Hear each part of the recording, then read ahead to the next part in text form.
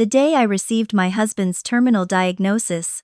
He suddenly installed a hidden camera in our master bedroom. That very same night, I watched him stand on the balcony and swear to someone on the phone. "I will never touch her again. I've sent you the account name and password. You can log in and check the feed anytime. I have decided to stay celibate for love." Looking through the glass at his flushed, impassioned face, I silently turned around and fed his medical diagnosis report straight into the paper shredder. "Celibate, for love, fine. Let him keep that vow for the rest of his life." When the letters ALS printed on Harrison's medical diagnosis report came into my view, my knees nearly buckled, and I almost failed to stay on my feet. 3 months prior, Harrison had sustained injuries from a sudden fall during a hiking trip. During his subsequent hospitalization, I specifically requested the doctors to perform a comprehensive, full-body examination on him, originally just seeking peace of mind. I never expected to be handed a result as devastating as this. Currently, amyotrophic lateral sclerosis cannot be cured.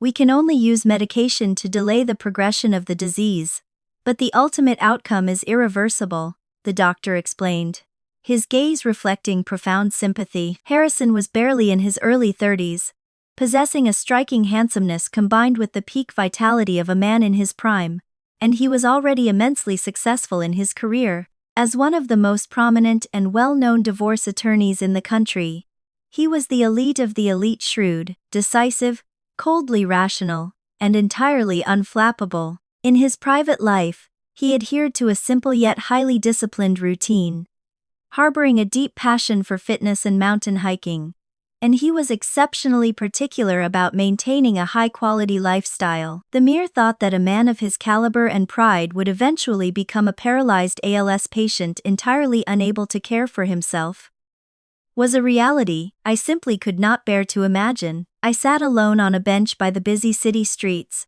watching the endless, flowing crowds of people pass by for a long time before I slowly gathered the strength to stand up. I had thought it through clearly.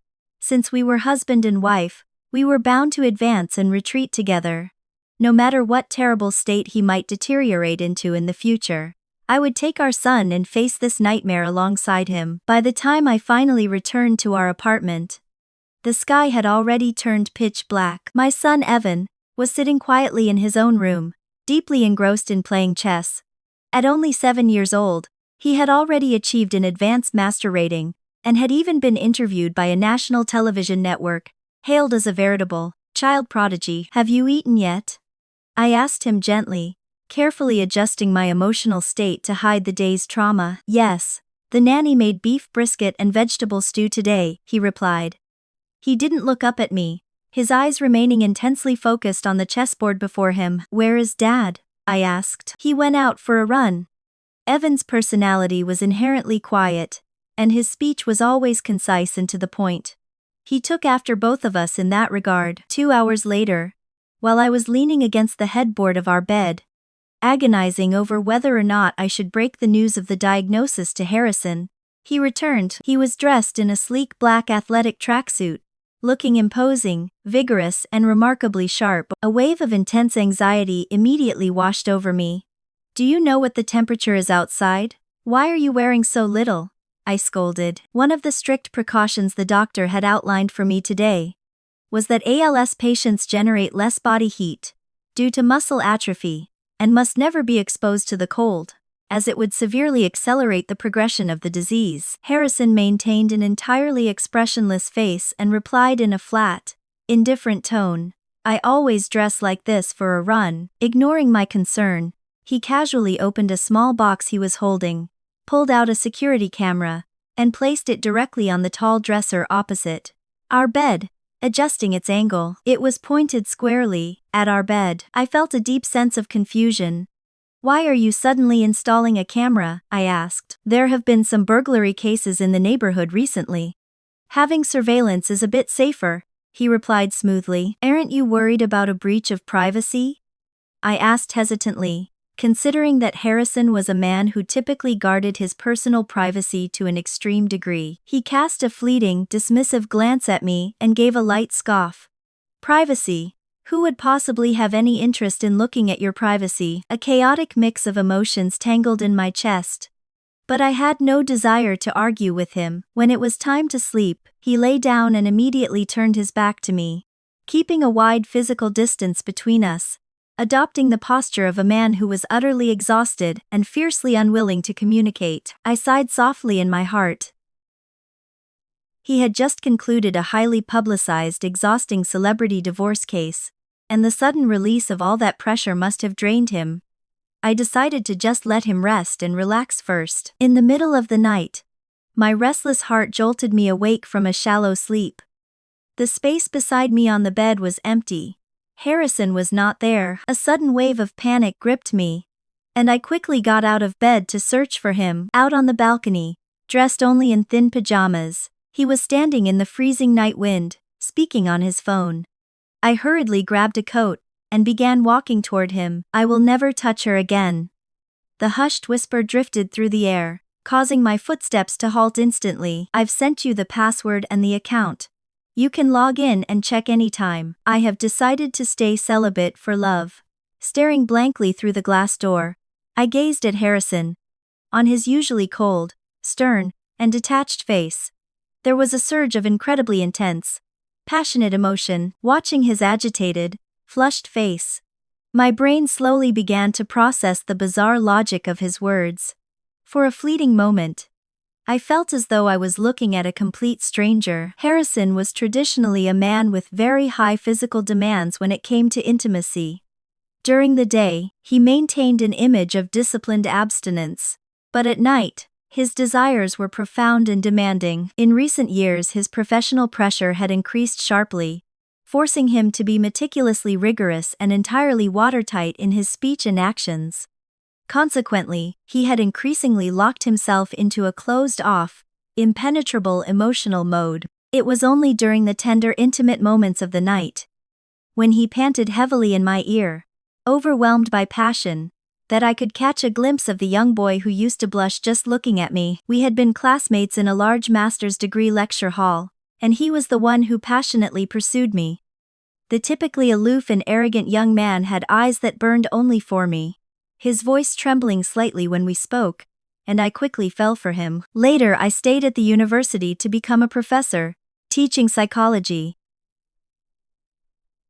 He started as a salaried junior lawyer, and ruthlessly climbed the ranks to become a senior partner, evolving into a nationally renowned divorce attorney, with an annual income in the tens of millions. In terms of personality, we shared a multitude of similarities. We were emotionally stable, rational, pragmatic, objective, calm, particular about enjoying a quality lifestyle, and perfectly willing to work tirelessly for our ideals. I had a respectable, stable career that allowed me to balance the needs of our child and home, while he enjoyed massive success, soaring to the absolute top of his professional field. Over our 8 years of marriage, we treated each other with mutual respect, lifting each other up, residing in a luxurious multi-million-dollar penthouse, and raising an effortlessly brilliant son who was widely praised as a prodigy. By all accounts, it was a family setup that everyone around us envied. However, about half a year ago, some sudden changes began to emerge in him. He had always maintained a habit of going for night runs. Previously, he would reliably leave the house at 8 o'clock, return by 9, take a shower, and then dedicate half an hour to family time. It was an unbreakable routine. But 6 months ago, he suddenly started leaving the house at 7, and wouldn't return until 10. When he got back, he appeared deeply exhausted, going straight to bed after his shower, which naturally led to the cancellation of our family time. I had asked him why his night runs had suddenly become so much longer. He simply pursed his lips and replied faintly, "I can't find a breakthrough on my current case. Staying outside a bit longer helps clear my head. Mental labor can sometimes be far more exhausting than physical labor." I understood that perfectly. Following that shift, he also seemed to suddenly lose all interest in our intimate life. I assumed the immense stress was taking a toll on his physical health. Afraid of wounding his pride, I never brought it up, but internally, I worried deeply for him. Because of this underlying worry, when he fell and was hospitalized, I strongly urged him to take a complete break from work and properly recuperate, making sure the doctors ran a full diagnostic check on him. Yet, looking at the situation now, the reality was entirely different from what I had imagined. I lay back down on the bed, my eyes wide open in the dark, silently staring up at the ceiling. His words on the balcony had made him feel alien to me, and the expression on his face felt even more surreal. It was so bizarre that, despite suffering 2 massive consecutive psychological blows today, a fierce, overwhelming curiosity completely suppressed the sorrow and rage I should have been feeling. I was genuinely consumed by curiosity. What kind of woman was on the other end of that phone call? What kind of person could take Harrison, a man who had spent years forging himself into the ultimate weapon of cold, extreme rationality, and transform him into that flushed, impassioned state? I was always a person of direct action. The very next night, I slipped a sleeping pill into his evening glass of milk. He fell into a deep, heavy slumber, allowing me to gently pinch his finger and unlock his phone. I located the number he had dialed in the middle of the night, stared at it for a long moment, and suddenly, a specific neural pathway in my brain connected the dots. I had seen this exact phone number before, 3 months ago, after Harrison had taken that fall while hiking and was rushed to the hospital. I had asked the police for the contact information of the person who had first discovered him, and called 911, wanting to express my sincere gratitude. The police had given me this exact number. I possessed an exceptional memory, and was particularly sensitive to numbers. There was absolutely no way I was remembering it incorrectly. I had dialed the number right then and there in front of the police officer, and a woman had answered. Her voice was gentle and amicable, though it carried the slight weariness of age. She softly declined my request to meet in person, insisting that thanks were entirely unnecessary, as calling for help was simply something any normal person would do. After I hung up, the police officer smiled and told me that while others might have asked for a monetary reward, she certainly never would. I asked him why. The officer explained that he had recognized her during the routine questioning. The woman had once been featured in the local news as the most inspiring strong woman. She's had a truly tragic life, the officer had said. On her actual wedding day, her husband suffered a sudden stroke that left him entirely paralyzed, leaving behind a 7-year-old son from his previous marriage. She never abandoned them. She painstakingly fed him, cleaned up his waste, and cared for him for 13 grueling years, while also single-handedly raising the boy to adulthood. Her husband finally passed away last year, and she is finally free of that burden. Now, she sets up a small food cart near the entrance of the suburban park, selling traditional beef and kidney stew. How could someone with her level of moral integrity ever accept a cash reward from you? He added. At the time, I had nodded with deep emotion, sighing. My husband was incredibly lucky to have crossed paths with her. Now, in the dead of the quiet night, I held the glowing phone, frozen in place for a long time, before I finally tapped into his photo album. I couldn't tell if Harrison was just overwhelmingly confident in himself, or simply completely trusting of me, but he hadn't made the slightest effort to hide anything. What met my eyes was an entire screen flooded with photographs of a woman, the exact same woman, under the starry night sky. A small steaming food cart glowed with warm yellow light. The woman in the photos had gentle features and a bright, radiant smile. She was pictured chopping ingredients, serving hot bowls of stew, or chatting amiably with her customers. Every single image radiated warmth, capturing an atmosphere of peaceful, quiet domestic bliss. Across hundreds of photos, her attire slowly transitioned from short-sleeved summer dresses to heavy winter coats.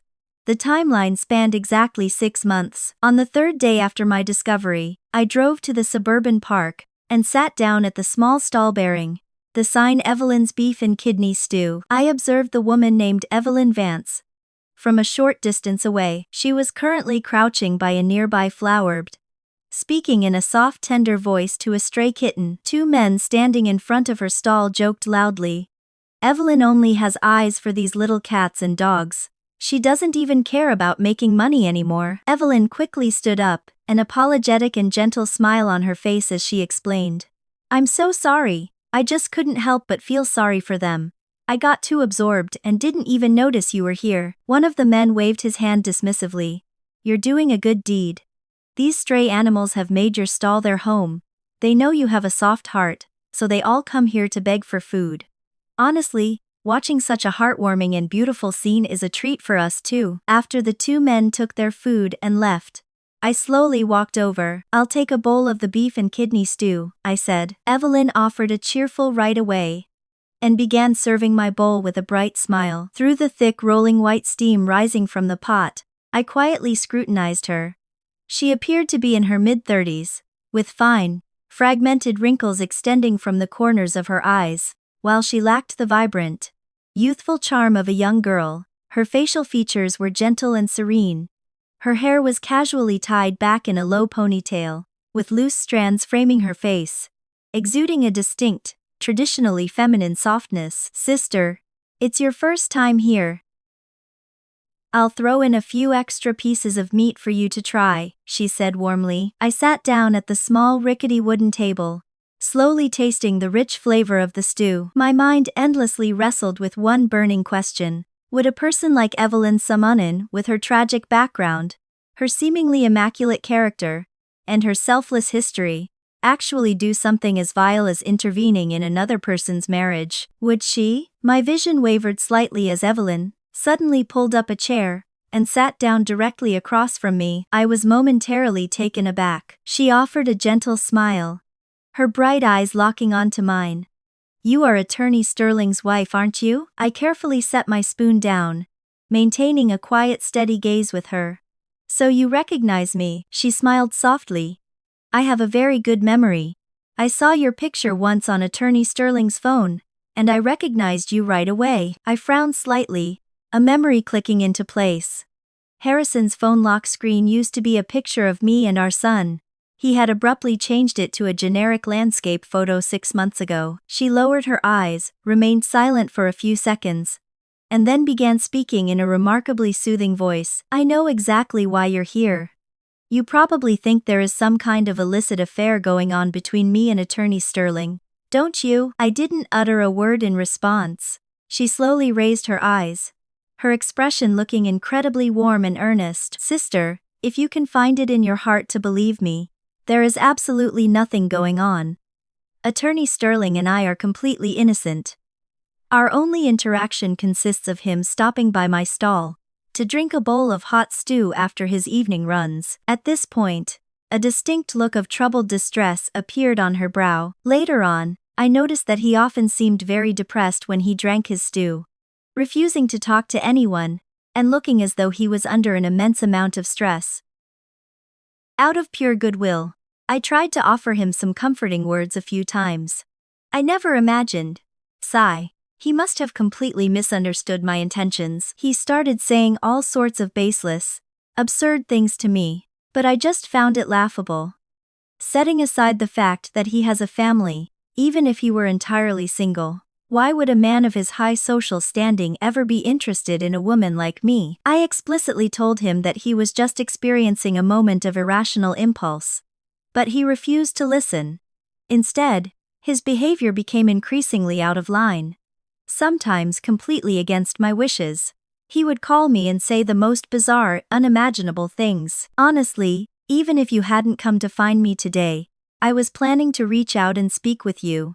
Attorney Sterling must be under so much pressure that it is causing him to act out in these crazy, irrational ways.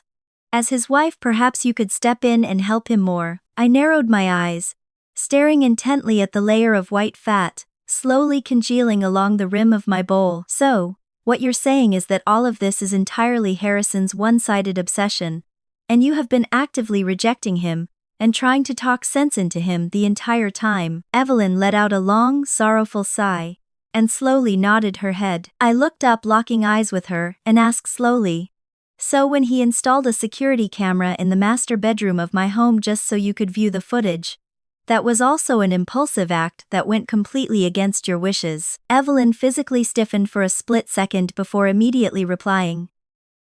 I have already severely criticized him for that. It is absolutely outrageous. I pressed on, my tone hardening. What about the time you two went hiking together? The time he carried you on his back because you complained your feet hurt, which caused him to fall down the mountain. Did he kidnap you against your will for that too? Evelyn's pupils dilated in shock, and she abruptly sprang to her feet. Hiking? I have no idea what you're talking about. I stared at her with a chilling coldness. Didn't you just say you had a great memory? I even called your phone that day to express my gratitude. Have you forgotten so quickly? Just then, a customer shouted from the front.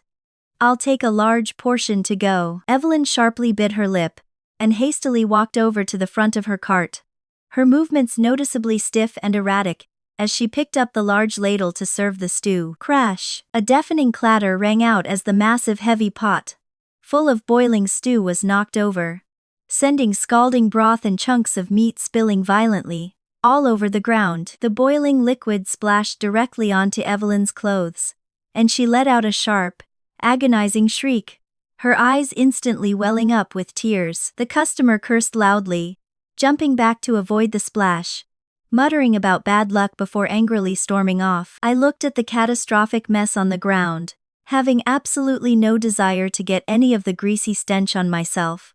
So I picked up my purse and prepared to leave. With her eyes totally bloodshot, she suddenly cried out, "I'm sorry." I stopped in my tracks and frowned. Looking back at her, she stood there looking utterly pathetic and disheveled, weeping softly. "I am so sorry. I admit I kept that one thing from you. I was incredibly heartbroken that day, because my stepson had gotten into a fistfight, and he happened to show up and suggested that a hike might improve my mood. So I went. After he fell off the trail, I was terrified. I called 911, but I didn't dare face you. I was just so afraid you would overthink the situation." Her eyes were completely red, large teardrops falling one by one. The skin on her hand had blistered horribly from the scalding stew she had just spilled, making her look like an object of immense, undeniable pity. "Tara, what the hell are you doing?" A furious sharp scream suddenly tore through the air from behind me. Turning my head, I saw Harrison sprinting toward us from a short distance away, his face entirely contorted with raw rage. For a brief second, I was completely stunned. It had been a very, very long time since I had seen such intense explosive emotion on his face. He was wearing the sharp navy blue bespoke suit that he reserved exclusively for formal, high-stakes negotiations. That meant he had abruptly abandoned a highly important professional engagement to rush over here. In the past, even when I had been in a car accident and called him from the scene, he had stubbornly insisted on finishing his legal negotiation before coming to the hospital to check on me. Harrison stared at the ruined mess on the ground with eyes that looked like they might burst from their sockets, then looked at Evelyn, who was weeping quietly. With his lips pressed into a tight, grim line, he marched straight to Evelyn's side. He lowered his head, silently gazing at the helpless, disheveled woman before him, then fiercely pulled her into his arms, embracing her tightly. "Are you okay? Did she hurt you?" Evelyn buried her face deep into his chest and suddenly began to bawl uncontrollably, her cries sounding unimaginably deeply wronged and aggrieved. Harrison closed his eyes in agonizing heartache, whispering gently to her, "Don't cry, Evelyn, please don't cry. Do you remember your favorite saying? The light boat has already passed 10,000 mountains. Your suffering is in the past now, completely and totally in the past. There is absolutely nothing left in this world that is worth making Evelyn shed a single tear. From the very beginning to the very end of this spectacle, Harrison hadn't spared a single glance at me. I calmly pulled my smartphone from my purse, pointed the camera directly at the two of them, and pressed the shutter button repeatedly. The crisp, rhythmic click-click-click of the camera echoed sharply in the cold air. Hearing the sound, Evelyn abruptly pushed herself out of Harrison's embrace. She stumbled back a few steps, her face suddenly painted with a mask of deep remorse and utter bewilderment, as if she had only just awakened from a trance and realized the gravity of what she had done. She looked at me with wide, panicked eyes, her hands waving frantically as she stumbled through a messy explanation. "I forgot myself. I didn't mean to do that. I wasn't doing it on purpose. She couldn't finish her sentence, because I was simply standing there, staring at her with profound, chilling apathy. You don't need to say a single word. I will handle this. Harrison interrupted her, his voice low and fiercely protective. He turned his head to look at me, and in the blink of an eye, he completely discarded the tender lover persona and reverted to the cold, composed, and intimidating top-tier attorney he always was. Tara, whatever issues we have, we will discuss them when we get home, he said sternly. This park is very close to your university campus, and there are constantly students walking in and out of here. Making a hysterical public scene and humiliating yourself here is not good for your career. Furthermore, he paused, his sharp gaze sweeping over the spilled stew and shattered bowls on the ground. Do you really find it amusing to bully a helpless, lonely widow? I looked back at him coldly, my voice completely steady. You are well aware that many of my students pass through here.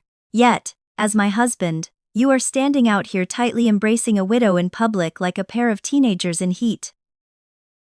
Tell me, do you find the thrill of public infidelity exciting? Harrison's eyes narrowed dangerously, a flash of genuine shock mingling with his intense anger. Throughout our entire relationship, I had always presented myself to him as gentle, elegant, and perfectly composed.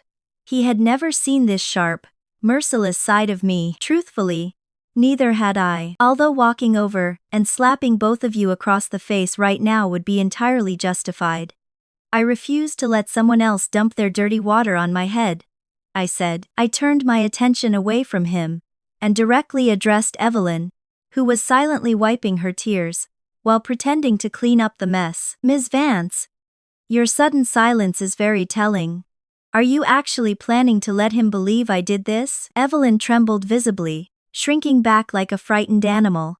After a few agonizing seconds, she slowly lifted her chin, her eyes glistening as she announced loudly, "Let it go, please. Stop arguing. She didn't do it. I accidentally knocked it over myself. Is that enough?" Her eyes were bloodshot as she turned a deeply aggrieved, tearful look toward Harrison. Attorney Sterling, I must ask you to take your wife and leave right now. Please do not interfere with my business. I will not serve you anymore in the future. So please, I beg both of you, never come back here. By now, the commotion had drawn the attention of several people walking through the park, and a small crowd of regular customers was beginning to gather. What on earth happened here? What a terrible mess. One bystander muttered, "Evelyn, is someone bullying you? Who is doing this?" An older man demanded aggressively, "Who would dare bully Evelyn? I'll be the first to teach them a lesson." Another shouted. A barrage of hostile, judgmental glares instantly fell upon me from the crowd. Harrison's expression darkened completely. He reached out, clamped his hand tightly around my wrist, and forcefully began dragging me toward the parking lot. His grip was like iron, and unable to break free without causing an even uglier physical struggle. I was forced to follow his rapid pace. As we walked, a group of familiar university students holding sports equipment approached us from the opposite direction.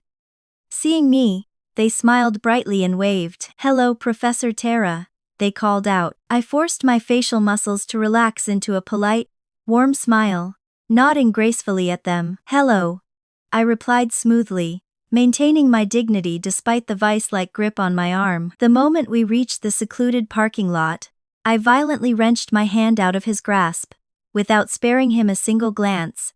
I walked with quiet composure to my own car, unlocked it, and got in. As the trees on either side of the wide avenue blurred into rapid streaks outside my window, the dam finally broke, and the tears I had been fiercely holding back began to stream uncontrollably down my face. I gave myself exactly 30 minutes. 30 minutes to cycle through blinding rage, agonizing pain, bitter acceptance, and finally, cold deadened peace. Once the 30 minutes were up, I gripped the steering wheel, made a sharp U-turn, and drove straight to the bank. Harrison and I shared a primary joint family account. Every cent of our salaries, stock dividends, and investment returns over the years had been deposited directly into it. I vividly remembered the day we opened it. He had smiled at me with genuine warmth and said, Don't you always complain that I'm terrible at expressing my feelings? From now on, you have full custody of this account. My only job is to keep dumping money into it. As a lifelong guarantee of security for you and our son, is this kind of expression satisfying enough for you? Over the years, the cumulative balance in that account had grown to exceed $18 million, sitting in the private banking suite. The manager looked at me with profound confusion. Ma'am, this account was frozen due to a default on a commercial loan guarantee. Were you truly not aware of this? The manager asked carefully. My hands and feet instantly turned ice cold. I forced myself to speak slowly. When exactly did this happen? 2 months ago, the manager replied. 2 months ago. That was precisely when he was recovering from his hiking accident. I had exhausted myself so thoroughly, while nursing him around the clock, that I ended up collapsing with a severe, week-long fever. While I was lying in bed, delirious and burning with fever, my husband was ruthlessly securing his financial advantage to prepare for a divorce. I found it simultaneously horrific and darkly hilarious. On my way to confront Evelyn earlier, I had actually felt a brief pang of regret, foolishly thinking I had been too impulsive, and had shown my hand before securing a proper exit strategy. But the reality was that he had initiated his calculated, predatory strike against me long before I even knew there was a war. When a man's heart turns cold, his cruelty knows no bounds. By the time I finally drove back to our luxury penthouse, the night sky was pitch black. Harrison was dressed in his comfortable silk loungewear, sitting calmly on the living room sofa, and sipping premium hot tea, looking entirely unbothered. He cast a brief, cool glance in my direction. I've already sent Evan over to my mother's house. We need to lay everything out and settle this once and for all, he said. I sat down in the armchair opposite him, staring at him in heavy silence. He took another slow, deliberate sip of his tea before speaking. I originally planned to wait a while longer before having this conversation with you.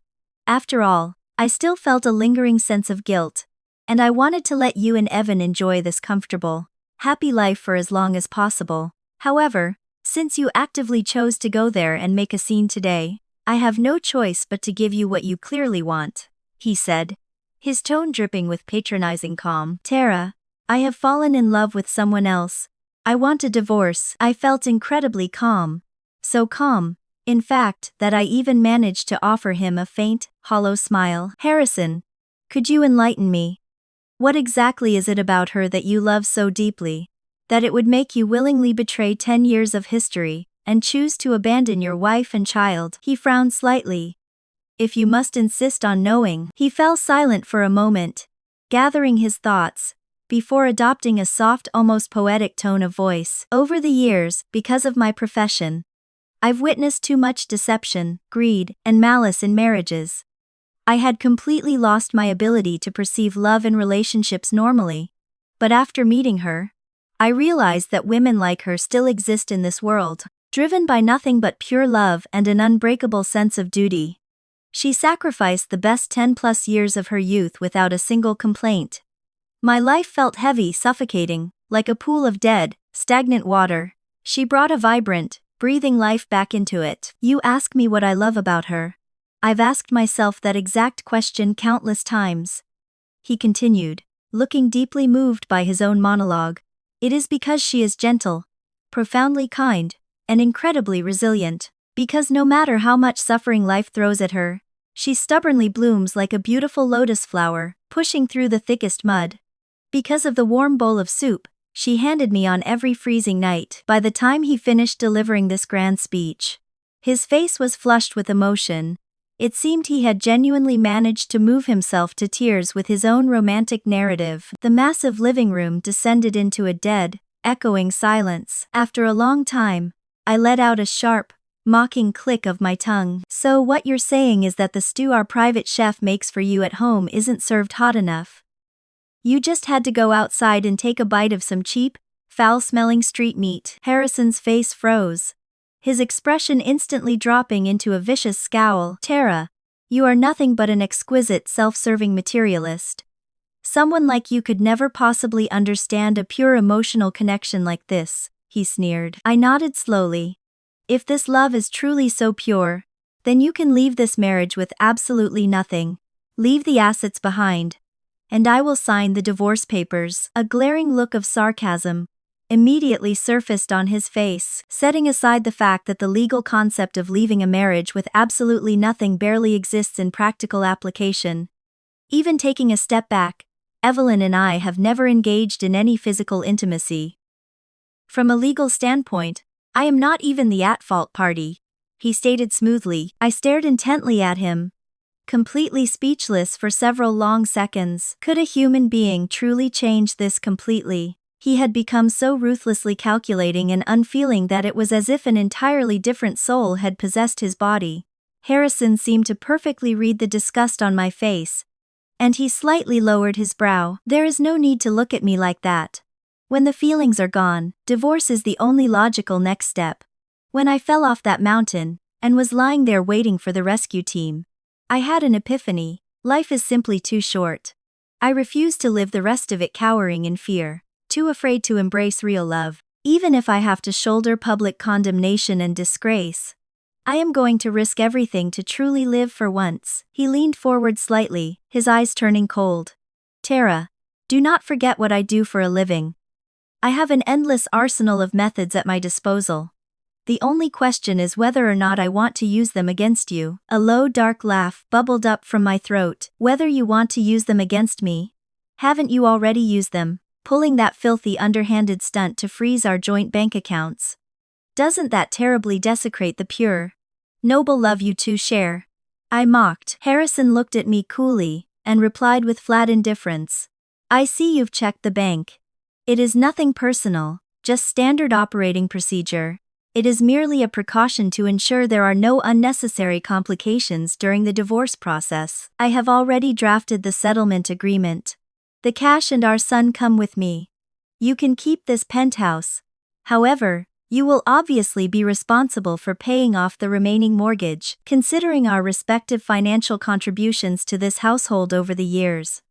This proposal is already me being incredibly generous. Crash! Before he could finish his sentence, I grabbed the heavy crystal ashtray off the coffee table and hurled it violently directly at his head. He let out a sharp cry and immediately clamped his hand over his forehead. Bright red blood began rapidly seeping through his fingers, dripping down his face. Are you insane? He roared, his voice a mixture of absolute shock and furious outrage, staring at the blood continuously dripping from his forehead. He abruptly snatched his car keys from the table and sprinted out the front door without a single look backward. I slowly sat back down on the sofa, calmly picked up the elegant porcelain teapot, and poured myself a fresh cup of tea. In the span of just 3 short days, the entire landscape of my life had been mutilated beyond recognition. When I walked out of the bank earlier today, a chilling realization had settled over me. Harrison had finally turned the brutal, highly effective legal tactics he had mastered over the years against his own wife. I suppose my luck was significantly worse than that of most betrayed women. Not only was I dealing with the agony of a cheating husband, but my husband also happened to be one of the most ruthless professional divorce attorneys in the country. Over the years he had trained himself to operate with cold-blooded efficiency, basing every single decision entirely on maximum personal gain. If I allowed myself to wallow in useless grief and emotional despair, he would tear me apart until there wasn't even a scrap of bone left to bury. To survive this, I had to adopt his exact methodology. That was why, before coming home, I had immediately driven to my mother-in-law's house, picked Evan up, and safely relocated him to the home of a trusted chess instructor we knew well. I sat there in the silent penthouse, drinking cup after cup of hot tea. Outside the floor-to-ceiling windows, a bright silver moon had quietly risen into the night sky, casting a cold glow over the city. A long time passed before I finally stood up, walked into the master bedroom, and pulled out the medical report containing his terminal diagnosis. While I was staring at the paper, lost in thought, my phone vibrated loudly.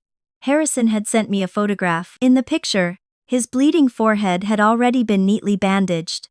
He was lying on a couch with his eyes closed, resting his head intimately on a woman's lap. A man's hand and a woman's hand, were tightly intertwined over his chest. Beneath the photo was a single line of text. Since you show him absolutely no appreciation, I no longer feel any guilt. It was your violent behavior today that finally gave me the courage to accept him. This wasn't just a simple notification. It was an incredibly arrogant, naked provocation. A person who had spent over a decade crawling their way out of the darkest, most desperate pits of human suffering, had undoubtedly seen every ugly facet of the world. How could someone like that possibly remain an innocent, untainted lotus flower when she violently tipped over that boiling pot of stew this afternoon? It was entirely intentional. When she loudly apologized and begged me to stop as I was trying to leave, that was also entirely intentional. She did it because she had already secretly messaged Harrison to come to the park. Harrison was a brilliant man when it came to calculating financial assets, but he was completely blind when it came to calculating the darkness of the human heart. Men truly are pathetic. I whispered into the quiet room, sliding the ALS diagnosis report directly into the paper shredder, as the machine whirred to life with a loud butst, destroying the paper into illegible strips.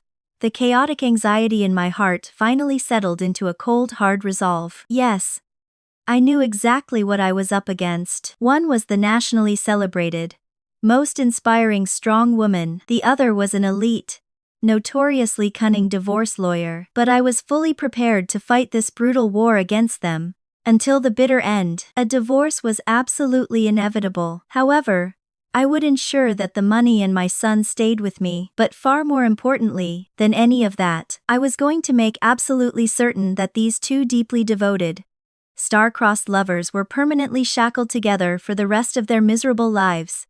Even in death, they wouldn't be able to pry themselves apart. The light boat has already passed 10,000 mountains. I would make sure they drowned in those mountains. There is always a higher peak to conquer. I outright rejected every single condition in Harrison's proposed divorce settlement. As a prestigious, top-tier divorce attorney, the absolute last thing he wanted was to drag his own divorce through a public courtroom. A messy trial would practically scream to the world that his negotiation skills had failed, dealing a devastating blow to his flawless professional reputation. I, on the other hand, was in no rush whatsoever. It wasn't that I truly had unlimited patience, but I knew for a fact that they were far more desperate than I was. In Harrison's eyes, Evelyn was a beacon of pure, untainted holiness. If she made a single proactive move to secure his wealth before they were officially married, her saintly, incorruptible image would be permanently stained. Therefore, she was forced to play the agonizing game of playing hard to get, constantly retreating while secretly reeling him in. When necessary, she still had to don the mask of the righteous, moral crusader. As for Harrison, he absolutely could not afford to commit any act of physical infidelity during this critical pre-divorce period that would legally designate him as the at-fault party. Consequently, both of them were forced to bitterly suppress their burning desires. The absolute most Harrison could do was use his evening runs as an excuse to visit Evelyn's street cart and drink a bowl of her beef and kidney stew. I stood by the window, wrapping my hands around a steaming mug of tea, and peacefully watched the light, powdery snow begin to drift down from the sky. The doctor had explicitly warned me that in addition to strictly avoiding cold weather, ALS patients must absolutely avoid consuming high-purine foods. Failing to adhere to this diet would catastrophically accelerate the deterioration of their motor neurons. And the primary source of high-purine foods, animal organs. After sleeping at his law firm for an entire week, Harrison finally returned home. When he walked through the door, I was in the middle of packing up random household items. He still had a white bandage slapped across his forehead. His face was a mask of pure ice, and without saying a single word to me, he marched straight into the master bedroom. He quickly packed a large suitcase and rolled it out into the living room. Pausing to shoot me a venomous glare, he spoke in a frigid tone. "I had originally planned to be generous and leave this apartment to you. But since your psychotic behavior has completely incinerated whatever affection I had left for you, we will proceed strictly according to the law. Since the bank accounts are frozen, our only major joint asset is this property. So, do you want to sell the penthouse and split the cash?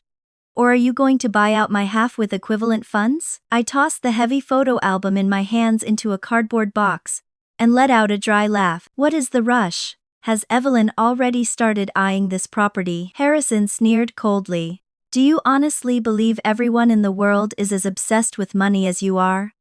Evelyn has never mentioned a single word about money in front of me.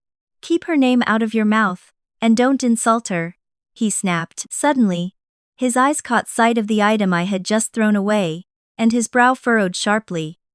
He walked over, reached into the trash box, and pulled out the photo album. What are you doing? He demanded. Taking out the trash, I replied casually. You. A flash of genuine anger flared across his face, but it instantly froze. He recognized the album perfectly. It contained every single photograph of us from our university days.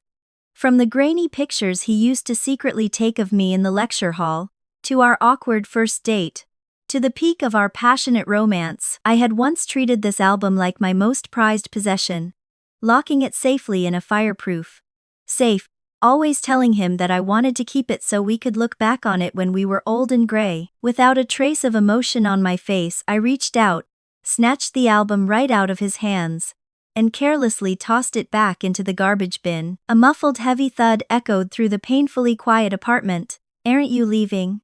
It is almost time for your evening run, I reminded him. He stood there for a moment, his face exceptionally pale and rigid. After a long tense silence, he spun on his heel and threw one last icy threat over his shoulder. Hiding Evan away is useless. He is my son. Staying with me is the only way to guarantee him a successful future, and I will absolutely not give up my custody rights. With a thunderous slam of the front door, he was gone. Half an hour later, I stood up, dusted off my hands, and let out a long, exhausted exhale. Every single item related to him in this house had been packed up, waiting to be hauled off to the city dump. So, that was it. The beautiful memories of my youth that I had cherished like precious diamonds, they amounted to nothing more than a pile of garbage. Just as I was lost in thought, my cell phone rang. A cocky, insolent young male voice drifted through the speaker. Hey, I'm Jax, you looking for me? Not long after, I was sitting across from a young man who was slouching heavily in his chair, aggressively chewing a wad of bubblegum. He had dyed purple hair, a metallic lip ring, and a thoroughly cynical, rebellious look in his eyes. But upon closer inspection, I noticed a detail. Despite the freezing snowstorm outside, he was wearing a very thin, cheap winter coat. The cuffs were worn completely white, and a split seam near the zipper had been haphazardly stitched together, with thick black thread, likely his own sloppy handiwork. I got straight to the point. You're Jack's Evelyn's stepson? I asked. He briefly raised his heavy eyelids to shoot me a dirty look, but didn't bother speaking. I reached into my bag, pulled out a thick stack of $100 bills, and slid it across the table toward him. My husband is trying to divorce me because of her. I need your help, I said. Deal, he replied instantly, his arm sweeping across the table as he snatched the cash and stuffed it into his pocket. His immediate, unhesitating agreement caught me slightly off guard. You're not even going to ask for proof, you just believe me that easily? I asked. What is there not to believe? He mumbled carelessly, his jaw still working the gum. But after all the painful sacrifices she made to raise you, I started. PFFT. Jack spat his gum out onto the pavement in a wide arc, his face twisting into a mask of pure disgust and mockery. Instead of saying she suffered to take care of us, it would be much more accurate to say she is hopelessly addicted to the saintly image she gets to play for the outside world. He spat. I studied him silently, then reached into my bag and pulled out a second thick stack of bills. With a swift swipe of his hand, the money disappeared into his coat, and he continued venting. I started learning to play the piano when I was 4.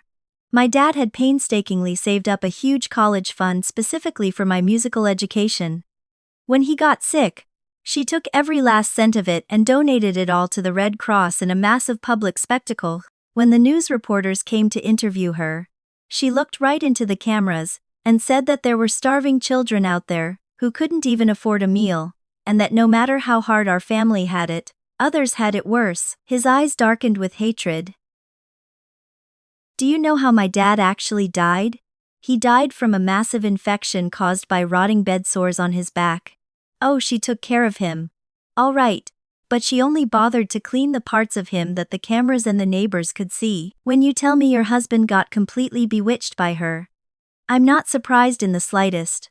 Her fake tragic persona is a magnet for gullible idiots.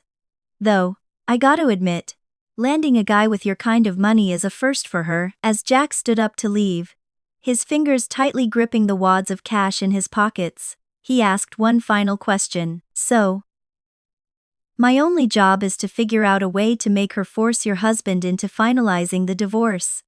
It is really that simple. I nodded slowly. Yes, it is really that simple. You got it. Merely securing a divorce was far from enough. I needed the terms of this separation to be dictated entirely on my own grounds. I had to deploy a dual-pronged strategy. The next day, as a delicate, powdery snow began to fall from the pale sky, I returned once again to the spot where the Evelyn's beef and kidney stew cart was parked. Through the flurries, I spotted Evelyn Vance kneeling in the icy slush on the sidewalk. Her head was bowed, as she painstakingly tied the loose shoelaces of an elderly gentleman, who was leaning heavily on a wooden cane. A small crowd of older bystanders had gathered nearby, all of them raising their thumbs in loud vocal admiration. Whoever ends up marrying a woman like you will have truly accumulated 8 lifetimes of good karma. One of the women exclaimed warmly. Evelyn slowly stood up, her cheeks flushing with a picture-perfect bashfulness as she replied, "Oh please. With my tragic background and humble conditions, who could possibly want someone like me?" As she turned her head, her eyes locked onto mine. All the color instantly drained from her face, leaving her deathly pale. She nervously bit her bottom lip, but quickly composed herself. Walking over to me, she lifted her chin slightly, projecting an aura of defensive self-righteousness. "Attorney Sterling already warned me about you. He explicitly stated that if you dared to come here looking for trouble, or if you laid a single finger on me, he would personally help me press charges against you," she declared. I lowered my eyes for a fraction of a second. When I looked back up at her, I forcefully contorted my facial features, letting a tidal wave of manufactured fury and unhinged jealousy twist my expression into that of a desperate defeated woman. "Evelyn, what exactly did your text message to him mean?" I screamed, my voice cracking with perfect hysterical desperation. "Are you two sleeping together now? Aren't you terrified that I'll expose your filthy little affair to the entire city, and make sure you can't show your face in public ever again?" Evelyn narrowed her eyes, studying my erratic behavior for a moment. Then, a patronizing, pitying smile spread across her face, and she slowly shook her head with a heavy sigh. "You know, whenever I used to think about university professors, I always assumed they were these incredibly dignified, highly educated, untouchable figures," she mused softly. "But now that I'm seeing one up close, I realize you are absolutely no different from any other unhinged screaming shrew on the street." She gazed at me with a look of overwhelming, saintly compassion. "The kind of ugliness you carry in your heart dictates the ugly way you see the world," she lectured gently. Yes, I finally accepted his feelings. After all, he laid his burning, devoted heart right at my feet. There isn't a woman alive who wouldn't be profoundly moved by such a sincere, pure love. She took a step closer, her voice dripping with condescension. "A man as exceptional as Attorney Sterling endures so much immense pressure out in the world. Yet he comes home to a wife who offers him zero warmth or emotional support. You simply never knew how to appreciate him." "However," she continued, her tone shifting to fierce self-preservation, "I am not the filthy homewrecker you desperately want me to be. Even though I was practically forced by my own heart to accept his love, I absolutely refuse to engage in any illicit physical relationship with him while he is still legally tied to you. I am who I am. If he comes to me, I am here. If he doesn't, I will still be here. That is all there is to it." I let out a harsh, piercing shriek, leaning fully into my role. "Don't you dare pretend. I don't know exactly what you're scheming. You're only after his millions. If you weren't desperately digging for his gold, why would he be fighting me tooth and nail in court to rip away my half of the marital assets?" I yelled. She offered a beautiful, serene smile. looking utterly dismissive of my accusation. As if arguing with me was entirely beneath her dignity. Anyon, who actually knows me, knows that the absolute last thing in this world Evelyn Vance cares about is money, she said calmly. If I cared about wealth, I would have had countless opportunities to marry into rich families over the past 13 years. The only thing in this universe capable of moving my heart is genuine, unadulterated sincerity. I let out a cold, venomous laugh that dripped with dripping sarcasm. Oh, your words sound incredibly poetic. If he loves you so much, why hasn't he finalized the divorce so he can sweep you off your feet? The answer is obvious. He values his bank accounts far more than he values you, until he proves otherwise. All your talk of pure love is just a pathetic excuse for a dirty affair. The serene, peaceful mask on Evelyn's face instantaneously cracked, her facial muscles twitching uncontrollably with barely suppressed rage. She pressed her lips tightly together, for a long time, before staring dead into my eyes, speaking each word with razor-sharp precision. And what if he can actually prove it? She challenged. I puffed up my chest, boasting loudly and shamelessly. If he is willing to walk away from this marriage with absolutely zero assets just to be with you, then I will personally deliver a lavish wedding gift to your ceremony. I will let the whole world know that even his bitter ex-wife was moved to tears by your epic romance. Just imagine how much more glorious and saintly your public image will be then. As my impassioned, dramatic words washed over her, a distinct hungry glimmer slowly began to crystallize in Evelyn's eyes. I knew exactly what was happening inside her brain. Her endorphins and dopamine were spiking off the charts. A massive, unrelenting blizzard blanketed the city for several consecutive days, bringing traffic to a grinding halt. Evelyn was forced to temporarily close down her street cart. But how could a little bit of treacherous weather possibly deter a pair of star-crossed lovers, currently riding the euphoric high of their forbidden romance? Using his daily craving for her stew as the ultimate excuse, Harrison braved the freezing winds and heavy snowfalls every single evening, walking 30 grueling minutes, just to reach Evelyn's modest apartment. He was personally delivering himself to her doorstep, just to drink a bowl of soup. Furthermore, because of the brutal weather conditions, and the grueling physical effort required to bridge the distance between them, these clandestine meetings began to feel intensely dramatic and deeply moving to both of them. Harrison would sit at her small dining table, while Evelyn bustled around the tiny kitchen, dedicating all her attention solely to serving him. The two would exchange deeply affectionate, lingering glances, painting a picture of cozy, domestic intimacy. I witnessed every single second of this pathetic display through the hidden camera feed. A few days prior, Jax had abruptly sent me a photograph of a retail receipt. Reimbursement, the message read. I asked him what it was for. I couldn't be bothered to type out a play-by-play of their disgusting soap opera for you, so I just bought a hidden camera and stuck it in the ceiling. You can watch it yourself, he replied irritably. Anyway, it is technically my dead father's house, so I can install whatever I want. I pondered the legal and ethical gray area for a mere second before agreeing and sending him the money. Harrison was naturally a meticulous, deeply calculating man who operated with immense foresight. It was only when he was standing in front of Evelyn that his IQ seemingly plummeted, burning down his rationality like an old house catching fire. Knowing oneself and knowing one's enemy is the only way to successfully dictate the pace of a war. Besides, I was simply returning the exact same violation of privacy he had inflicted upon me. One evening, while the two of them were completely absorbed in their bubble, him silently eating his stew, her resting her chin on her hands and gazing adoringly at him, the front door violently crashed open.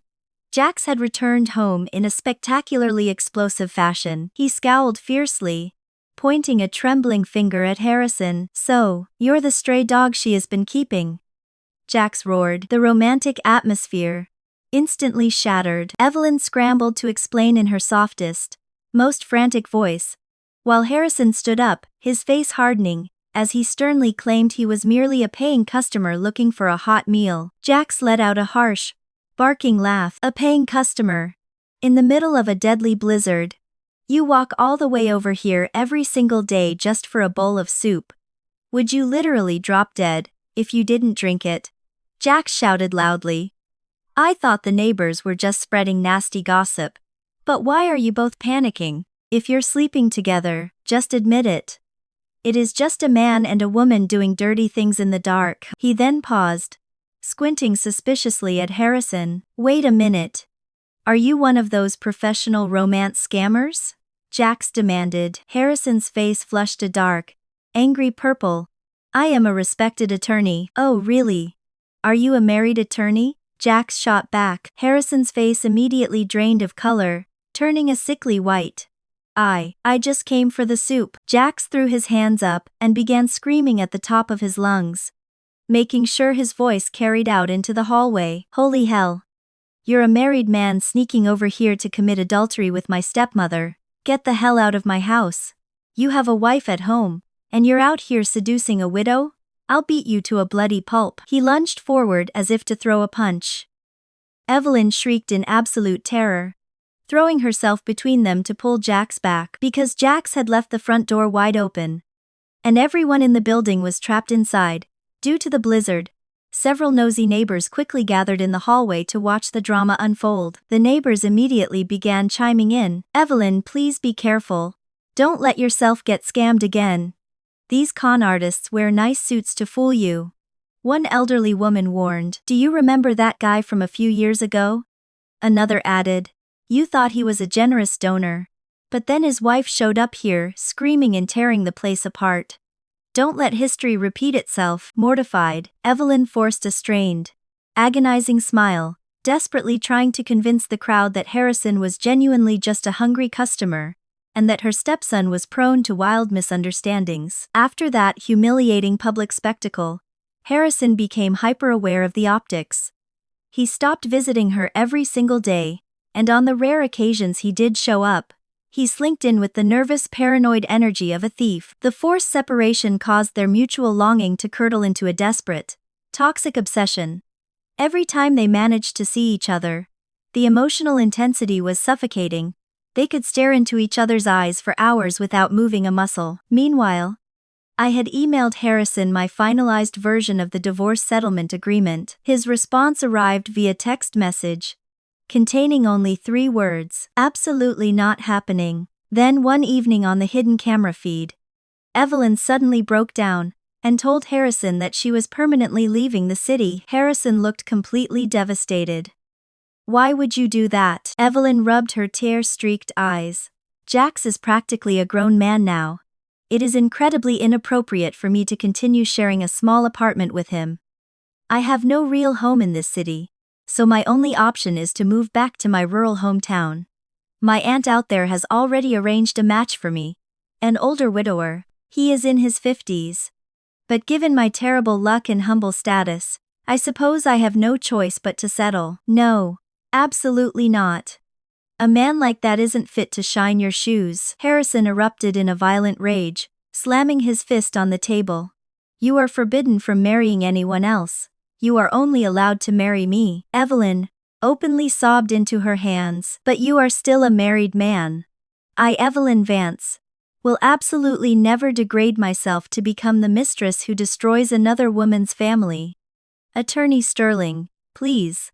Let's just accept that we were destined to meet, but not destined to be together. Harrison's voice dropped into a dark, desperate plea. Evelyn, I am begging you. Just wait a little longer. I would never reduce you to a mistress. I swear on my life I will finalize this divorce. You just don't understand the legal complexities. If I want to secure the maximum financial assets for our future, I can't afford to rush the negotiations. Evelyn abruptly stood up, her chest heaving with heavy dramatic sobs as she shouted at him. Aren't you supposed to be a famous divorce attorney? Why can't you even finalize your own divorce? Didn't you brag to me that you make $20 million a year? Why are you still ruthlessly fighting over pennies with her? I don't understand your disgusting greedy legal games. All I know is that I don't want a single cent of your money. I only wanted a man with a true, honest heart. Do you honestly value your bank accounts more than you value my love? If you do, then get out. You are entirely unworthy of my devotion. That same night, Harrison's text message lit up my phone screen. You keep the house. I take all the cash and the sun. I stared at the glowing screen for a moment, I want all of it. Don't push your luck, Tara. Then I guess we'll just drag this out in court for the next 5 years. The next time Harrison appeared on the camera feed, it was late at night. Evelyn had just stepped out of the shower.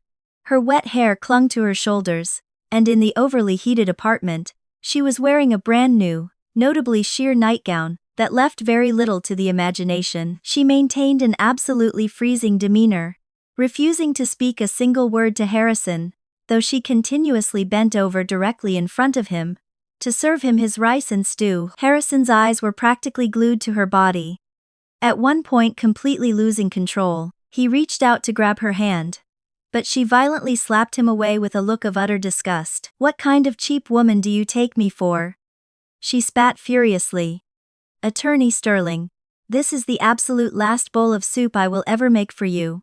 I am moving back to my hometown next month to get married. Do not ever come back here." That night, Harrison sat completely motionless in her living room for hours, staring blankly at the wall. At 3 a.m., my phone buzzed. "You can have the house and the money, but I am taking my son." I sat in the dark, contemplating his absolute surrender. "Whoever our son wants to live with, he decides for himself. I will respect his choice." "Fine. You said it. Don't you dare back out when he chooses me." Harrison's response oozed with smug, absolute certainty. I looked out the window at the clear, starry sky that had finally emerged after the days of endless snow. My heart tightened in a nervous grip. When it came to Evan, I honestly wasn't entirely confident in the outcome. He had possessed a photographic memory since the age of 3, began intensely studying competitive chess at age 5, and officially earned the title of prodigy by age 7. From the day he was born, he was fundamentally different from other children. He never threw tantrums, he never cried for attention, and he never acted spoiled.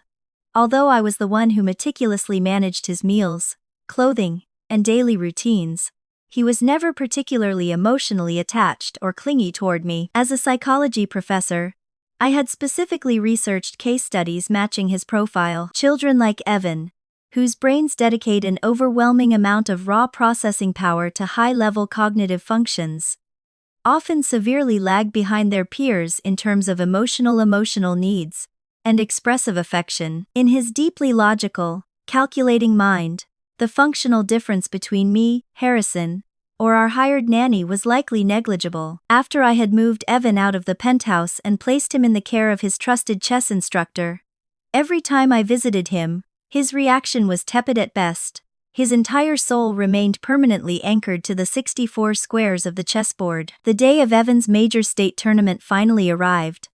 After dropping him off at the sprawling convention center early in the morning, I had to temporarily leave to handle an urgent matter at the university. By the time I rushed back to the venue, Evan had already decisively annihilated his opponent in record time, and was currently surrounded by cameras, giving a post-match interview. Standing off to the side, I saw Harrison and my mother-in-law. My mother-in-law was tightly holding Evan's hand, beaming so widely, her face looked like it might split. Harrison was standing squarely in front of the flashing news cameras, eloquently holding court. The initial celebrity divorce case that had skyrocketed his career into the stratosphere had actually been entirely orchestrated, because the high-profile client recognized Harrison as the father of the famous chess prodigy, leading the client to inherently trust Harrison's intellect. Ever since then, Harrison had proudly acted as Evan's official media spokesperson, leveraging his son's genius to reel in an endless stream of wealthy,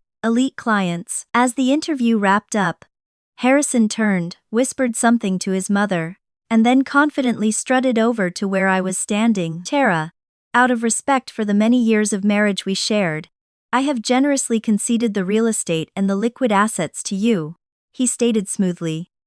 "Of course, while that amount of money might seem like a massive windfall to you, it is merely equivalent to a single year of my legal fees. Evan is coming with me. Staying by my side is objectively infinitely better for his future than staying with you."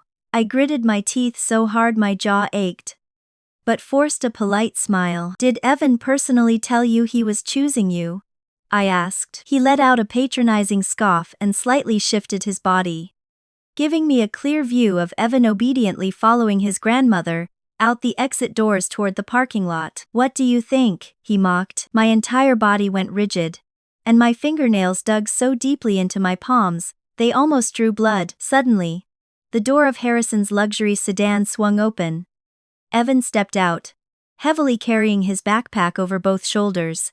Ignoring his grandmother's panicked shouts from behind him, walking with the steady, measured pace of a tiny adult. He marched straight over to where I was standing, tilted his head back, and looked me dead in the eye. "I just went to Dad's car to retrieve my backpack," he stated flatly.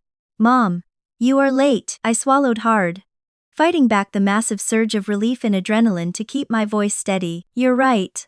I am so sorry Mom is late," I replied softly. "I just didn't expect you to be so incredibly brilliant that you would crush your opponent so quickly." Harrison's face contorted with utter shock and rising panic. He stepped forward, lowering his voice to a harsh, desperate whisper. "Evan, come with Dad right now. Dad has already hired former national grandmasters to be your private tutors." Evan's facial expression remained completely unbothered, resembling a calm, undisturbed lake. "But aren't you in the process of divorcing Mom?" he asked simply. "If that is the case, then logically, I cannot go with you and Grandma." After stating this undeniable fact, he reached out and firmly grasped my violently trembling hand. "Let's go, Mom. I need to get back to the house quickly. I have another match tomorrow." I lifted my chin proudly, meeting Harrison's devastated stare. "Let's go, son," I said. Harrison was left standing frozen on the concrete, his face a portrait of utter, humiliating defeat. Once we were safely inside my car, I desperately tried to suppress my overwhelming shock and emotion, carefully choosing my words. "Evan, do you actually truly understand what it means when a mother and father get a divorce?" I asked gently, sitting perfectly straight in the back seat. Evan replied in a voice that was childish in pitch, but chillingly mature in tone. "I know. Are you sad about it?" I asked, my voice breaking slightly. "My instructor taught me that a master must never mourn over territory lost on the chessboard," he replied evenly. My eyes instantly flooded with hot tears. I had spent his entire life believing that his brilliant mind simply couldn't process human love or emotional pain. I had been so horribly wrong. Just because he didn't verbally express his emotions didn't mean he lacked them. To a true grandmaster, the only thing that matters is focusing absolute, undivided energy on the present moment and the current board state. When the environment was favorable and safe, he saw no logical reason to expend energy projecting emotions. But the millisecond the environment shifted and turned hostile, his brain instantly processed the variables, formulated a strategy, and executed a flawless, decisive choice. My 7-year-old son, Evan, was a born apex predator of the chessboard. The next time Evelyn appeared on the camera feed, wearing that deliberately sheer nightgown, her eyes were completely red and swollen, as she threw herself into his arms, weeping bitterly about how she was leaving him forever. Harrison finally completely lost the ironclad self-control he had been desperately trying to maintain. He was incredibly forceful, almost violently tearing apart the flimsy fabric of the nightgown that offered barely any coverage to begin with, sweeping Evelyn, who was now suddenly as pliable and yielding as water, into his arms. He carried her step by step into the bedroom. I quietly closed the camera application on my phone. However, Jax was not about to let me off the hook so easily. He immediately sent me a text message. "Your husband has been locked in that bedroom for a full day and night, and hasn't come out yet. Do you want me to go in and catch them in the act for you?" I quickly replied. "No need." Jax was incredulous. "It is already escalated to this, and you don't want to vent your anger. Are you seriously just going to let these two wild birds fly off happily together?" "You don't understand," I typed back smoothly.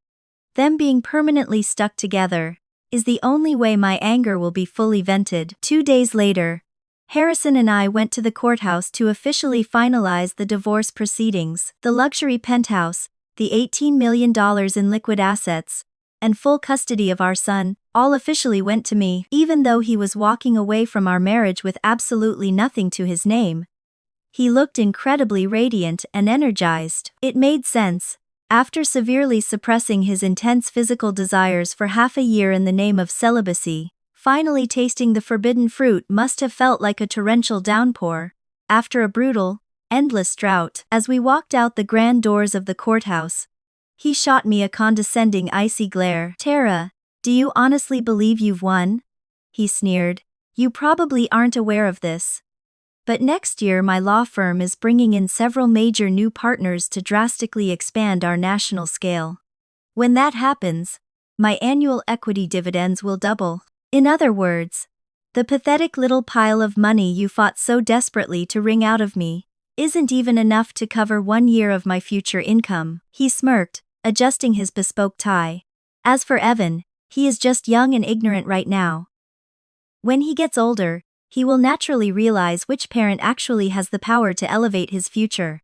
When that day comes, do you really think you'll be able to keep him trapped with you?" Just as he finished delivering his triumphant final speech, his leg suddenly gave out completely, and he face-planted violently onto the flat concrete pavement. He scrambled up from the ground, looking thoroughly humiliated and utterly bewildered, staring down at his expensive leather shoes, as if they had betrayed him. I stood there, quietly observing him, and a genuine smile finally broke across my face. "Well then, congratulations," I said smoothly.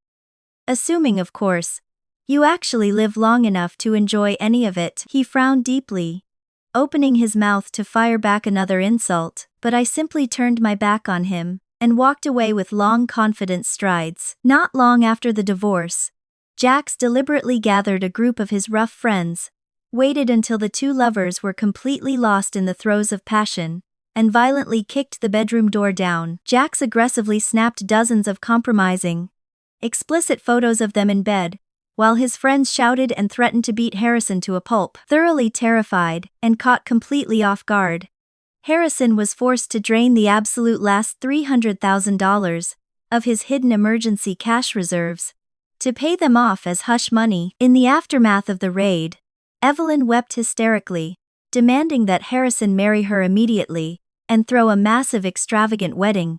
Otherwise, she claimed, those local thugs would definitely spread vile rumors and destroy her pristine reputation. Left with no other options, Harrison was forced to pledge his highly valuable equity shares in the law firm as collateral to secure a massive $5 million high-interest loan. He used a portion of that money to put down a 20% down payment on a new luxury house for Evelyn, and blew the rest on financing a breathtakingly lavish wedding ceremony. On the morning of the wedding, Evelyn sent me a text message. "Sister, does your promise from before still hold true?" Her words practically dripped with smug arrogance and absolute victory. I immediately replied, "It counts." Later that exact day, an explosive article suddenly went viral across local news outlets and social media. The headline read, "Prominent divorce attorney gives up his entire fortune for true love." The comment sections beneath the article were flooded with praise. "Oh my God, this is unexpectedly so romantic. Giving up everything he spent his life building just to be with the woman he loves. Wait, isn't that the woman who was on the news for being the most inspiring strong woman? She survived so much tragedy. She finally deserves her happy ending." Exactly. She has incredible moral integrity. He made sure to finalize his divorce cleanly, giving up all his assets first before pursuing her. There is nothing to criticize here. Still, his ex-wife must be feeling a little suffocated and bitter about this. Right, bitter. I'm insanely jealous of her. She gets the multi-million-dollar house, all the cash, and gets to walk away from a man whose heart isn't in it anymore. Isn't that the ultimate win? Regardless of everything else, an elite divorce lawyer willingly surrendering his greatest weapon, his money for romance. If that isn't true love, what is? That evening, as the lavish wedding reception reached its emotional climax, Evelyn stood under the dazzling spotlight, her eyes brimming with beautiful cinematic tears, as she passionately delivered her favorite line into the microphone. "The light boat has finally passed 10,000 mountains." Below the stage, thunderous applause erupted from the crowd as all the distinguished guests sincerely cheered and offered their blessings to the ecstatic newlyweds. Including me. One afternoon, Roughly 6 months later, I was driving Evan to the National Chess Academy, when we found ourselves gridlocked in heavy traffic, right in front of the city's premier research hospital. Glancing out the window, I spotted Harrison and Evelyn. The two of them were sitting on the concrete edge of a planter box by the sidewalk.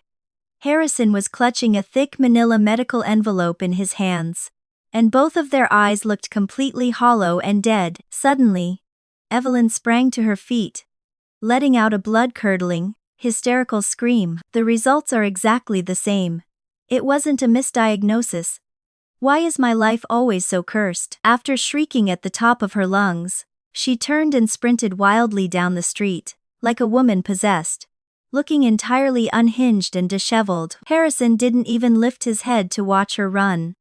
He remained frozen in place like a stone statue, staring blankly down at the pavement beneath his feet. A few moments later, Jack suddenly emerged from the crowd on the sidewalk. He marched directly over to Harrison, violently grabbed him by the collar of his expensive coat, and ruthlessly delivered a crushing punch straight to his jaw. Harrison, entirely stripped of his former strength, and completely incapable of resisting, crumpled pathetically to the ground. Jack stood over him, roaring furiously. "Didn't we agree on 20 grand a month?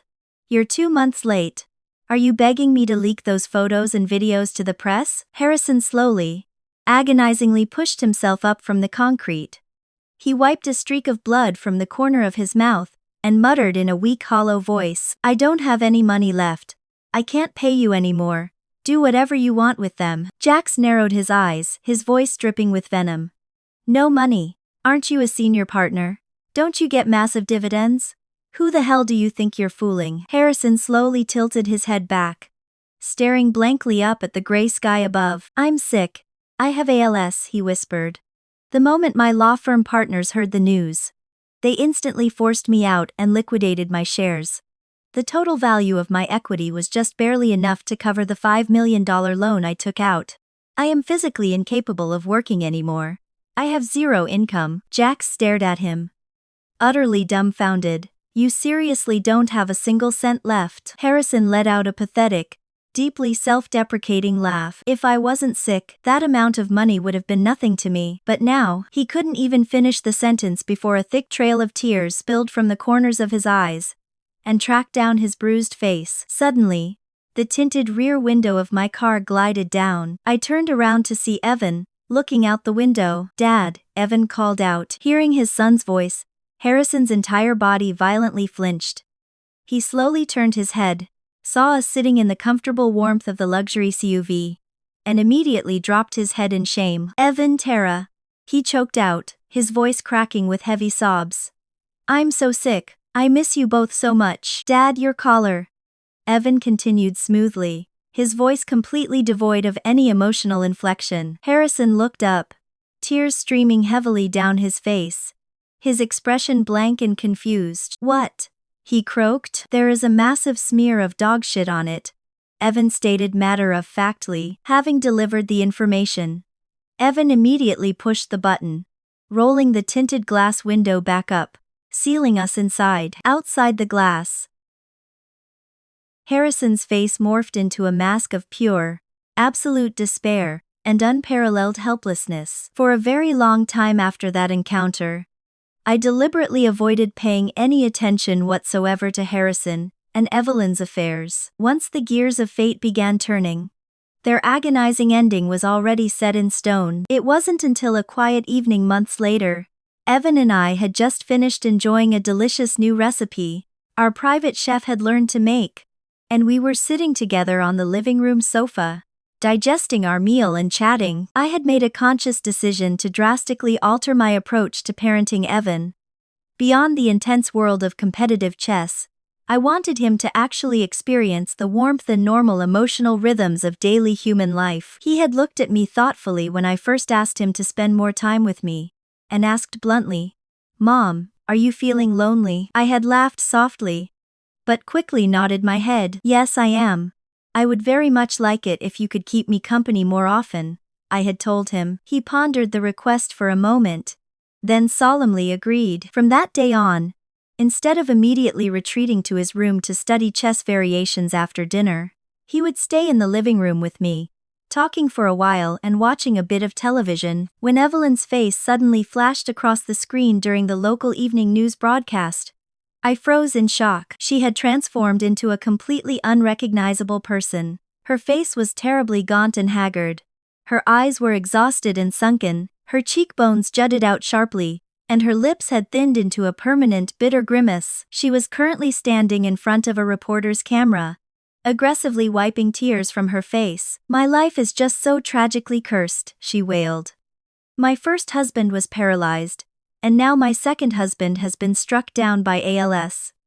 I am begging the community, please, open your hearts and provide us with some financial assistance." The camera angle shifted, zooming in on a dilapidated bed inside a filthy, cramped room. A man was lying perfectly still on the mattress, staring lifelessly at the cracked ceiling. It was Harrison, but he was so emaciated and skeletal, he was practically unidentifiable. The news anchor spoke with passionate, dramatic flair. "Regardless of the circumstances, Ms. Vance's unbreakable spirit commands our utmost respect. She and her husband were united by the power of true love. He sacrificed absolutely everything to be with her, and now in his darkest hour of profound suffering, she refuses to abandon him." Evan stared intently at the skeletal figure of the man on the television screen. "Mom, I want to go visit Dad," he said quietly. I agreed. 2 days later, when we finally tracked down the address listed on the news broadcast, I was genuinely taken aback. It was a crumbling, condemned building in the worst slum of the city, far more horrifying and dilapidated than the tiny apartment Evelyn used to live in. Holding Evan's small hand, I carefully navigated the rotting stairs up to the second floor. The front door of the apartment was propped wide open. No one was at the entrance. The interior was littered with broken, cheap furniture, and garbage was piled haphazardly into massive, foul-smelling heaps. Just as I was beginning to suspect we had walked into the wrong unit, a horrific, gurgling sound, rrr, echoed from a stained mattress in the darkest corner of the room. Harrison's eyes were bugging out of his hollowed skull, staring fixedly directly at us. I led Evan over to the side of his bed. Harrison's sunken eyes instantly flooded with bloodshot redness. 2 streams of cloudy yellowish tears leaked out and rolled down his hollow cheeks as he desperately forced his atrophied throat to produce a slurred, agonizing sound. "Son," I stood in absolute silence, coldly observing what was left of him. His eyes were completely sunken into his skull. His body was nothing more than skin draped over bone, and his once piercing, endlessly calculating eyes were now dull, cloudy, and completely broken. His hair had been hacked off in uneven, jagged chunks, looking as though someone had aggressively taken a pair of dull kitchen shears to his scalp. Out of pure frustration, the front of his grimy shirt was soaked with drool, and several crusty grains of rice and wilted vegetable scraps were plastered against his chest. It was almost impossible for me to process that this pathetic, rotting creature was the exact same Harrison Sterling, who used to be so obsessively meticulous about his immaculate personal appearance that it bordered on neurotic. He didn't blink once as he stared up at me. Deep within those cloudy eyes, a violent storm of unimaginable agony, profound sorrow, shattering remorse, and suffocating despair was furiously raging. I took a slow breath to steady myself before speaking. "Evan said he wanted to come see you, so I brought him," I said flatly. Evan reached into his backpack and pulled out a thick stack of cash. "Dad, this is the prize money from my chess tournaments. I want to give it to you," Evan said with earnest seriousness. "What is the point of giving it to him? I'm the one keeping him alive." Evelyn suddenly stomped into the room, letting out a sharp, bitter sneer. She violently snatched the stack of bills right out of Evan's hands, and immediately began rapidly counting the cash with greedy, trembling fingers. 2,000. She snapped, glaring at me with raw hatred. "Isn't this a little cheap? He left you with over $20 million. I gazed at her calmly. "Where exactly did the $5 million he took out for you go?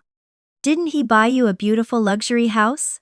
I asked. Evelyn let out a harsh, venomous scoff. "That house, he only paid the 20% down payment. He is lying here completely paralyzed. How the hell was I supposed to afford the monthly mortgage? I was forced to sell it just to buy this absolute dump, just so we wouldn't freeze on the street. The leftover $80,000 is sitting in the bank, and it generates a pathetic few $100s of interest a month, combined with the government disability welfare. It is barely enough to keep us breathing. She took a menacing step toward me. Tara, considering he is the father of your child, shouldn't you do the decent thing and wire a portion of his money back to us? I burst out laughing. Didn't you just say it was enough to keep you breathing? Weren't you the woman who boldly proclaimed to the entire world that the absolute last thing you cared about was money? Now that you've hit rock bottom, if the roles were reversed and I was the one starving in the gutter, would you have handed me a single penny? I asked mockingly. I turned my attention back to Harrison, who was still silently agonizingly weeping on the filthy mattress, and spoke in an incredibly serene voice. Once upon a time, you stood on a balcony and swore an oath to the heavens that you were staying celibate for love. You absolutely achieved that goal, Harrison, and you get to maintain it for the rest of your life. You deeply admired Evelyn for selflessly waiting hand and foot on a paralyzed husband without complaint. Now, you get to sit back and enjoy that exact same identical VIP treatment. Harrison, you literally got every single thing you ever begged the universe for. So, what exactly are you crying about? Harrison's entire skeletal frame began violently convulsing as a long, horrific, inhuman wail tore out of his throat, echoing off the cracked walls. Without a trace of hesitation, I firmly grabbed Evan's hand and walked out the door, never looking back. As my SUV merged onto the smooth, expansive highway heading home, I remained silent for a few miles before finally speaking to Evan. Do you blame Mom for treating Dad that way? I asked quietly. Evan shook his head without a second thought. No, my instructor taught me that once you place a piece on the board, there are absolutely no take-backs, he explained calmly. You must have total clarity before you make a move. Otherwise, a single terrible miscalculation will cost you the entire game. I let out a long, relieved sigh, but suddenly thought of something, and turned to him with a look of dramatic urgency. Son, when you grow up, you absolutely must not turn into one of those men in those toxic romance stories. You know, the kind where the arrogant guy ruins his wife's life, realizes his mistake too late, and then spends the rest of his miserable life pathetically groveling and begging for her forgiveness. It is a terribly pathetic way to live. For some inexplicable reason, I genuinely felt he had the terrifying, ruthless potential to become exactly that kind of protagonist. Evan looked deeply confused by my pop culture reference. Why would anyone ever beg for forgiveness after deliberately ruining something? He asked. I was momentarily at a loss for words, completely unsure of how to explain the bizarre logic of trashy romance tropes to a child prodigy. Evan easily connected the logical dots on his own. I understand. You mean someone who behaves exactly like Dad did, right? Don't worry, Mom. I would never do that. I am the player who holds the pieces. The player who holds the pieces, I repeated, slightly puzzled. Evan's voice was impeccably poised and terrifyingly absolute. The player who holds the pieces is forever responsible for every single move they make. Once a piece is set down, it can never be changed. Although his incredibly profound chess metaphor went slightly over my head, I believed him with absolute certainty. After all, my son Evan is a born grandmaster. That's all for today. I'm Lina. Don't forget to like and subscribe for more amazing stories every week. Thanks for watching.